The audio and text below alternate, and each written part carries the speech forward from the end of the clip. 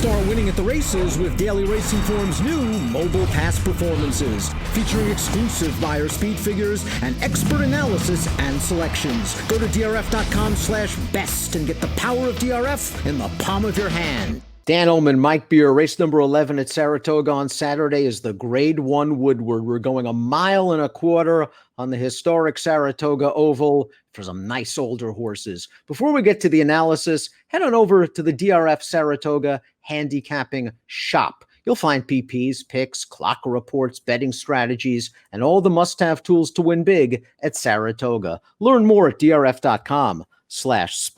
Let's take a look at the field for the Grade 1 Woodward. And we're going to have a big and deserving favorite in here in the number 2 Tacitus, going out for Bill Mott off of a giant win at this distance in the Suburban. Yeah, he's a really nice horse. Obviously, there's a lot of stories about him, Dan. He's been pretty hard luck in some of his races, but he's talented.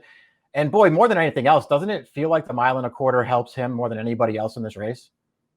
It certainly does, and for different reasons than the number 3 Moretti. As we take a look at the Timeform US pace projector, and we see Moretti up close to the pace to Global Campaign. I think Global Campaign's making the lead. I don't think Moretti has that kind of speed, but Moretti wants to actually go farther than 1.25 miles. Well, maybe Global Campaign wants to go a little bit shorter, but it's just right for Tacitus.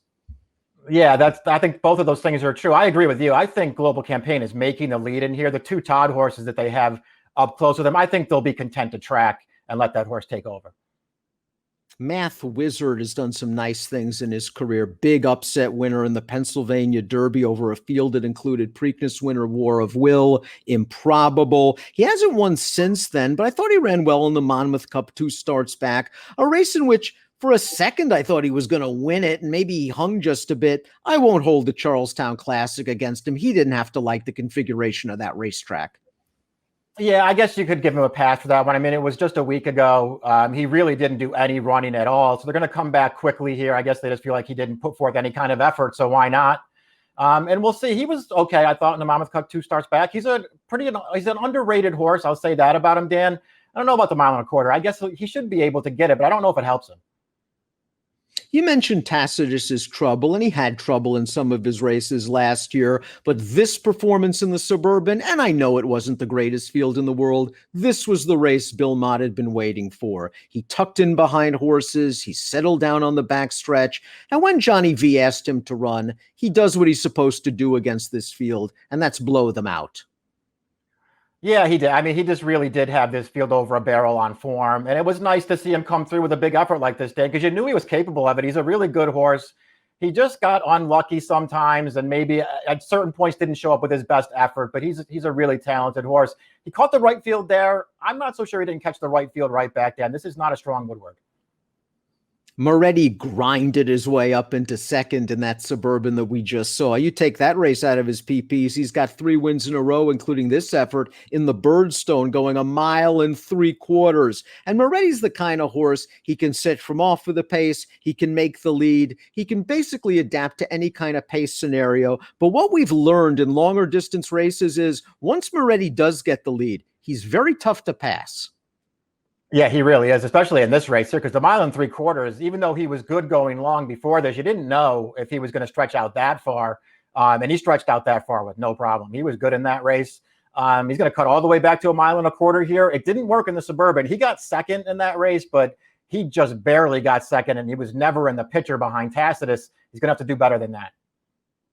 My personal feeling on Global Campaign is if he wakes up and he's feeling healthy and happy, he's going to run a big one. And if he wakes up and he's not feeling healthy and happy, he's not. And I think that's just the story of his career. He's a very talented horse who's been plagued by various physical issues. In the Blame 2 starts back, he didn't break very well. He didn't change leads in the stretch. He didn't run very well. And then he ran this race in the Monmouth Cup when he was able to get to a nice lead. He's passed in the stretch. It looks like he's a beaten horse, and he keeps finding more and more down on the rail to win. This was the Global Campaign that won the Peter Pan in 2019 before he missed a lot of time at the end of the year after the Jim Dandy. He's talent, but he's kind of ouchy, and he's maybe not the most reliable sort. Yeah, I agree, though. He is a talented horse, though. And if he shows up and he's got to get the 1.25 miles, whether or not he gets it, I don't know. He certainly has the pedigree to get it. And if he makes the lead, that would go a long way as well. He's a dangerous horse in there. I've never been his biggest fan, Dan, but he's a dangerous horse in this race. He certainly is, because there's a very good chance in here that he can get right to the front, slow the pace down, and if he's feeling his oats, he might be able to outsprint home against Tacitus. Spinoff, like Tacitus, well, the Connections have been waiting for a breakout performance. He'd done some good things, second in the Louisiana Derby at 3, but here was his breakthrough win, at least from a buyer's standpoint, in the Alydar Stakes, going 1 1/8 at Saratoga. He got right up close to the pace. The pace wasn't very fast, but once he makes the lead, no one's getting into it, and Endorsed is a pretty good horse at 3-5 that he just rebuffs in the last eighth of a mile. Yeah, Endorsed is a nice horse. And Endorsed actually ran in this race, but Spinoff had plenty left in the stretch and just never let him get involved in here. This was a good performance for this horse. So it just feels like maybe he's starting to put it together. He had the softest trip in the world on the Alydar last time, Dan. They didn't go fast. He was tracking a completely overmatched horse on the lead. He took over when he was ready, but he ran well in there. It just feels like maybe he's getting better at the right time. Prioritize completes the field. And one of the underappreciated stories of this Saratoga meet is the job James Bond has done. He's 11 for 36 on our PPs. He's winning races left and right. He got prioritized home in this non-winners of 2 other than going 1 1/8. We watch the race right now, and Prioritize is in behind horses as they turn into the stretch. And at about the 3/16 pole in the brown cap, he is going to split horses. And he's very, very game to run down Money Moves. Money Moves, we know. He's going to run in the Kentucky Derby on Saturday. Yeah, this horse ran well in here to get it done. And you know what? Since they switched him to dirt, he's actually picked up his game again, because he started out his career with some real potential on the turf. And for whatever reason, it just didn't pan out for him. Since they've switched over to dirt, he's improved again. He's running one good race after another. And I think he will get the distance, Dan. Let's take a look at our top picks for the Grade 1 Woodward. We both like Tacitus in here. His last race just really kind of sticks him out in here. You're going with the number 5 in second. That's Spinoff. I'm going to use Global Campaign. I just have such respect for how Stanley Huff has nursed this horse through a campaign. He's done a great job with him. It'd be nice to see Stanley get rewarded with a big performance. You're going 2, 5, 6, and 1. I'm going 2, 4, 5, and 6. He just looks too tough to beat at, unfortunately, a short price. I mean, that's kind of how I looked at it too. Although he's not the most, I guess maybe he's not the most reliable horse, but I think it gets through this. I probably didn't give Global Campaign enough credit. I probably should have had him in there somewhere. Let's see if Tacitus can do it again. 2 graded stakes races at 1.25 miles in a row. The Woodward is race 11 at the Spa on Saturday. Approximate post 5:30 Eastern. Best of luck.